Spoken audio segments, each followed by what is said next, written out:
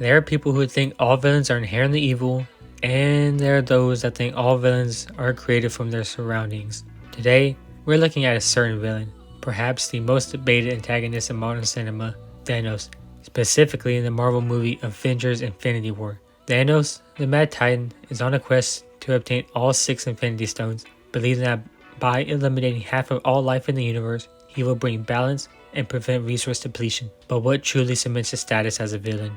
Today, we're focusing on one specific moment, his sacrifice of Gamora for the Soul Stone. My guest today is right next to me, and we'll be discussing whether this moment marks Thanos' final descent into true villainy. First off, my argument is that Thanos' transformation into a true villain occurs when he sacrifices Gamora for the Soul Stone. This moment is when he fully embraces a ruthless ideology where love and morality are secondary to his vision of universal balance. He may have justified his actions as necessary, but the willingness to kill his own daughter signifies the loss of any remaining humanity. Now, before we jump into the argument, let's set the stage. In Avengers Infinity War, Thanos is on a quest to collect all 6 Infinity Stones, and he really does believe that wiping out half the universe will restore balance and prevent suffering. One of the stones, the Soul Stone, comes with a terrible price. It can only be obtained by sacrificing someone the seeker truly loves. In one of the film's most heartbreaking and revealing moments, Thanos throws his adopted daughter Gamora off a cliff,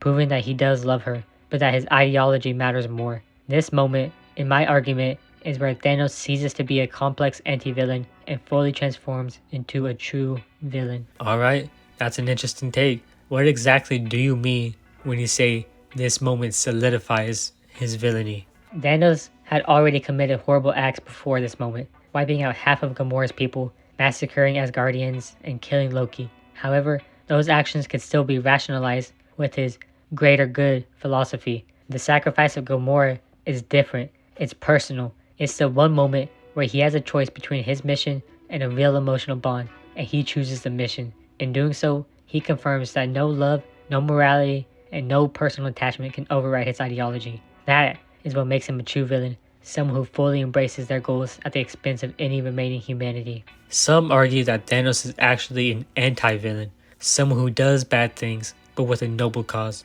Do you think the sacrifice of Gamora disproves this? Yes, I do.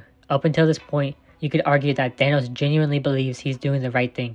He presents himself as a savior, not a tyrant. But the difference between an anti-villain and a true villain is whether or not they retain any moral limits. Anti-villains typically have lines they won't cross, like refusing to harm loved ones, showing mercy, or struggling with guilt. Thanos crosses that line when he kills Gamora. It proves that no moral limit exists for him, and his version of love is conditional, and his version of morality is absolute and self-justified. That's villainous. But what about his reaction? He does cry before making the sacrifice. Doesn't that show that he's not heartless? That's a great point, and it's something that makes Thanos such an interesting character. He does feel pain. He's not a mindless monster. But what defines villainy isn't the absence of emotions. It's the choice one makes despite them. His tears don't change the fact that he still goes through it. If anything, they make him worse because they show that he knows what he's doing is wrong, yet he does it anyway. He doesn't kill Gamora out of necessity. He kills her because he refuses to believe there's any other way. Now let's talk about moral absolutism. How does Thanos fit into that framework?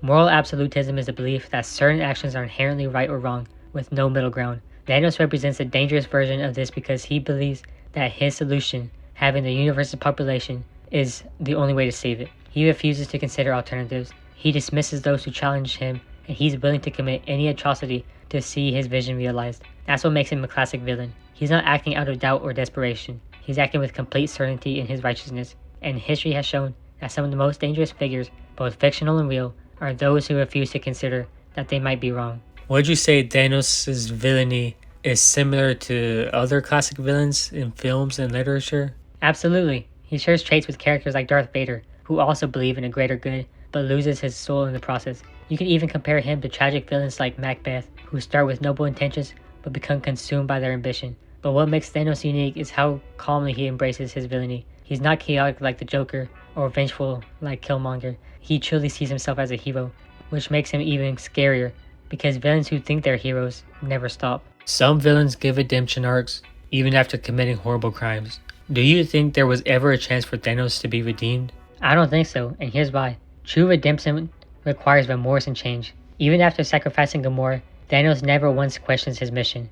He never shows regret. In Endgame, when he sees a future where the Avengers undo his work, his response is not to reflect, but to double down. He decides that instead of eliminating half the universe, he'll eliminate anyone and everyone and start over. That shows that his ideology wasn't just about balance, it was about control. That's not someone capable of redemption. That's a villain who believes he's already won, even in failure. So to sum up your argument, Thanos doesn't become a villain when he starts collecting Infinity Stones or when he wipes out half the universe. He becomes a villain in the moment he sacrifices Gamora.